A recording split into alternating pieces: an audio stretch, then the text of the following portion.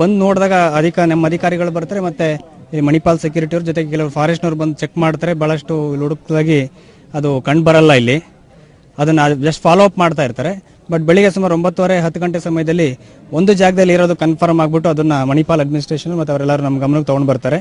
Simultaneously forest ಡಿಪಾರ್ಟ್ಮೆಂಟ್ಗೂ ಸಹ ಅದು information ಕೊಡಲಾಗ್ತದೆ. Forest department ಸಹ ಅವರ ಮೊದಲಿಗೆ ನಾವು ಪೊಲೀಸ್ ಇಲಾಖೆಯಿಂದ ಬಂದು ಇಲ್ಲಿ ಕ್ರೌಡ್ನ ಡಿಸ್ಪರ್ಸ್ ಮಾಡಲಿಕ್ಕೆ, ಯಾರು ಇಲ್ಲಿ ಒಂದು ಕಾಂಗ್ರಿಗೇಟ್ ಆಗಿ ಏನು ತೊಂದರೆ ಆಗದಂಗೆ ನೋಡ್ಕೊಳ್ಳಿಕ್ಕೆ ನಮ್ಮ ಅಧಿಕಾರಿಗಳು ಸಿಬ್ಬಂದಿ ವರ್ಗಗಳು ಇಲ್ಲಿ ಇರ್ತಾರೆ. ಇದ್ರ ಜೊತೆಗೆ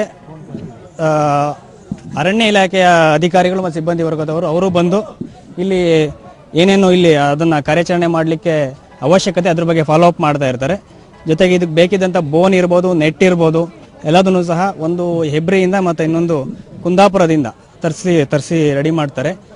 ಈ ಮಧ್ಯದಲ್ಲಿ ಅರವಳಿಕೆ ಕೊಡಲಿಕ್ಕೆ ಒಂದು ಪಿಲಿಕುಲದಿಂದ ಸಹ ಏನು ತರಿಸ್ಬೇಕು ಅದು ಸಹ ತರಿಸಲಿಕ್ಕೆ ಅವರು ಒಂದು ಕ್ರಮನ ಕೈಗೊಂಡಿರ್ತಾರೆ.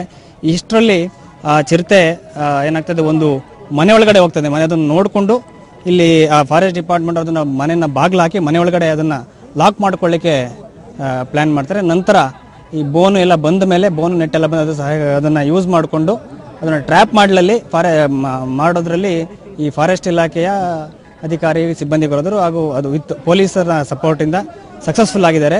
ಈಗ ಅದನ್ನ ಹಿಡಿಯಲಾಗಿದೆ. ಈ ಚಿರತೆಯನ್ನು ಹಿಡಿದಿದ್ದಾರೆ ಫಾರೆಸ್ಟ್ ಡಿಪಾರ್ಟ್ಮೆಂಟ್, ಮತ್ತೆ first response was police department. So ನಮ್ಮ ಸಬ್ ಇನ್ಸ್ಪೆಕ್ಟರ್ ಮಣಿಪಾಲ್ದವರು ಇಲ್ಲಿ ಬಂದು ರಾತ್ರಿಯೇ ಸೊ ಅದನ್ನೆಲ್ಲ ಹುಡುಕ್ಲಿಕ್ಕೆ ನಾವು ಮಾಡಿದ್ರು. ನಾವು ಕೂಡ ಎಲ್ಲ ನಮ್ಮ ಸೆಕ್ಯೂರಿಟಿರು ಎಲ್ಲ ಇದ್ದರು.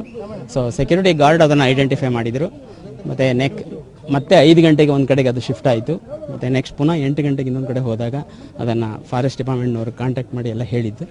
ಸೊ ಅವರು ಫಾರೆಸ್ಟ್